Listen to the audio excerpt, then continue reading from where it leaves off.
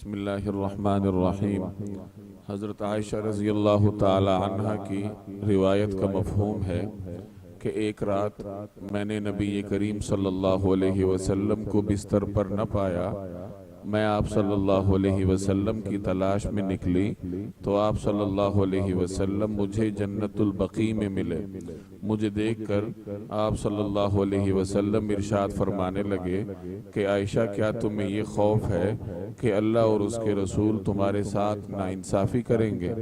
تو میں نے عرض کیا کہ یا رسول اللہ، میں نے آپ کو بستر پر نہ پایا تو مجھے یہ گمان گزرا کہ شاید آپ کسی اور زوجہ مطہرہ کے حجرے میں تشریف لے گئے ہوں۔ تو رسول اللہ صلی اللہ علیہ وسلم ارشاد فرمانے لگے کہ شعبان کی 15ویں رات کو اللہ تبارک و تعالی آسمان دنیا پر نزول فرماتے ہیں اور قبیلہ بنو کلب کی بکریوں کے بالوں کی مقدار سے زیادہ اپنے بندوں کی مغفرت فرماتے ہیں۔ یہ سنن ترمذی کی روایت ہے۔ شعبان کی 15ویں رات کو لیلۃ البراء یا شب برات کہا جاتا ہے۔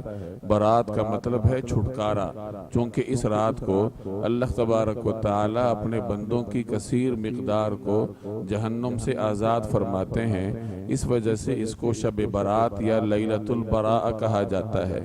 اس کی فضیلت متعدد روایات سے ثابت ہے، چنانچہ 10 کے قریب صحابہ کرام کی روایات مروی ہیں جن میں اس رات کی اہمیت اور فضیلت کا بیان ہے۔ اگرچہ ان میں سے متعدد روایات ضعیف بھی ہیں، لیکن یہ طے شدہ بات ہے کہ جب کسی عمل کی فضیلت پر متعدد ضعیف روایات مل جائیں تو وہ باہم مل کر اس عمل کو ثابت کرنے کے لیے کافی ہوتی ہیں۔ یہی صورتحال شب برات کی بھی ہے کہ اگرچہ روایات ضعیف ہیں لیکن ایک سے زائد 10 کے قریب صحابہ کرام سے مروی ہیں، اس لیے مجموعی اعتبار سے اس رات کی فضیلت کے انکار کی گنجائش نہیں۔ آج جو ہم نے روایت پڑھی ہے اس میں بھی اس رات کی فضیلت کا بیان ہے۔ حضرت عائشہ رضی اللہ تعالی عنہ فرماتی ہیں کہ شعبان کی 15ویں رات کو نبی کریم صلی اللہ علیہ وسلم کو میں تلاش کرنے نکلی تو آپ صلی اللہ علیہ وسلم مدینہ منورہ کے قبرستان جنت البقیع میں تشریف فرما تھے اور مجھ سے ارشاد فرمایا کہ شعبان کی 15ویں رات کو اللہ تبارک و تعالی آسمان دنیا پر نزول فرماتے ہیں اور قبیلہ بنو کلب کی بکریوں کے بالوں کی مقدار سے زائد اپنے بندوں کی مغفرت فرماتے ہیں۔ قبیلہ بنو کلب یہ بکریوں کے اعتبار سے معروف تھا، تو رسول اللہ صلی اللہ علیہ وسلم نے کثرت کے لیے بطور مثال کے اس کو ذکر فرمایا کہ اللہ جل جلالہ اپنے بے شمار بندوں کو اس رات جہنم سے آزاد فرماتے ہیں۔ یہ تو اس رات کی فضیلت کا بیان ہے۔ اب یہ بات سمجھ لیجئے کہ اس رات کو ہمیں کرنا کیا چاہیے۔ تو پہلی بات یہ ہے کہ اس رات کو اللہ جل جلالہ سے دعا اور آہوزاری میں کثرت کرنی چاہیے کہ کثرت سے اللہ کے حضور دعا کی جائے۔ نمبر 2، عبادات کا اہتمام کیا جائے بغیر کسی خاص شکل کے اہتمام کے۔ یہ یاد رکھیے کہ شریعت میں جو بات جتنی ہم تک پہنچی ہو اس کو اسی قدر رکھنا ضروری ہوتا ہے، اس میں اضافے کی گنجائش نہیں ہوتی۔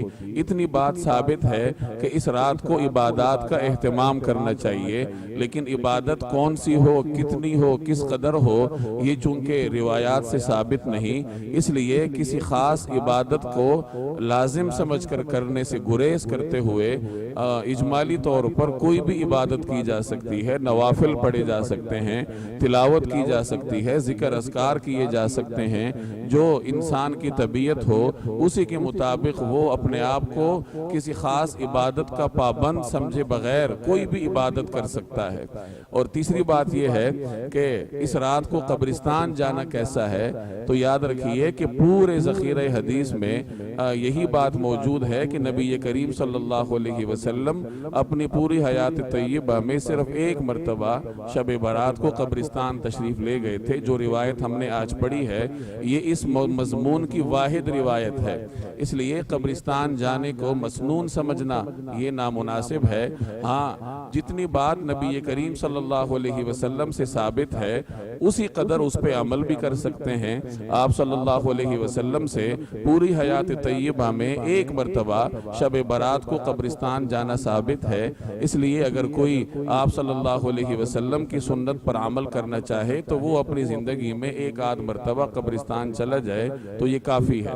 تیسری بات روزے کے بارے میں ہے کہ 15ویں شعبان کا روزہ رکھنا کیسا ہے، تو یہ بھی یاد رکھیے کہ 15ویں شعبان کے بارے میں پورے ذخیرہ حدیث میں ایک روایت موجود ہے حضرت علی رضی اللہ تعالی عنہ کی، جس میں 15ویں شعبان کے روزے کی بات ہے۔ اس روایت پر بھی متعدد محدثین کے اعتراضات ہیں، اس لیے اگر کوئی آدمی 15ویں شعبان کا روزہ رکھنا چاہتا ہے تو رکھ سکتا ہے، لیکن اس کو شب برات کے ساتھ خاص کرنا مناسب نہیں ہے۔ ہمارا دین بہت نازک ہے، دینی معاملات میں احتیاط کرنا پڑتا ہے، کہیں ایسا نہ ہو کہ ہم ایک ایسے عمل کو دین میں شامل کر دیں جس کے دین میں کوئی اصل نہ ہو۔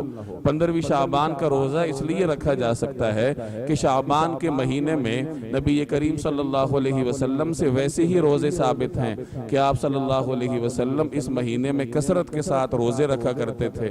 اور دوسرا یہ کہ کسی بھی چاند کے مہینے قمری مہینے کی 15ویں تاریخ ایام 20 میں آتی ہے، اور ایام 20 کے روزے نبی کریم صلی اللہ علیہ وسلم ویسے ہی رکھا کرتے تھے۔ تو ان وجوہات کی بنیاد پر 15ویں شعبان کا روزہ رکھا جا سکتا ہے، لیکن اس کو شب برات کے ساتھ خاص نہیں کرنا چاہیے۔ اللہ تبارک و تعالی مجھے اور آپ کو عمل کرنے کی توفیق عطا فرمائے۔